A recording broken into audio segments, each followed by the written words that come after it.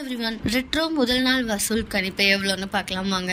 இயக்குனர் கார்த்திக் சுப்ராஜ் இயக்கத்தில் சூர்யா நடிப்பில் உருவாகி இன்று திரையரங்கில் வெளிவந்த திரைப்படம் தான் ரெட்ரோ. இந்த படத்தில் சூர்யாவுடன் இணைந்து பூஜா ஹெக்டே, ஜெயராம், ஜோஜு ஜார்ஜ், கருணாகரன் உள்ளிட்ட பலரும் நடிச்சிருக்காங்க. முதல் முறையாக கார்த்திக் சுப்ராஜ் மற்றும் சூர்யா இணைந்துள்ளதால் இந்த படத்தின் மீது மாபெரும் எதிர்பார்ப்பை ரசிகர்கள் வச்சிருக்காங்க.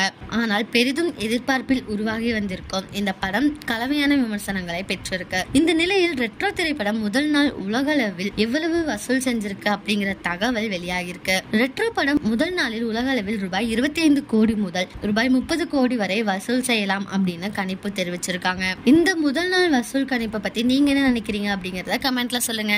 இதே மாதிரி லேட்டஸ்ட் சினிமா நியூஸ் அப்டேட்க்கு இந்த சேனலை சப்ஸ்கிரைப் பண்ணிக்கோங்க.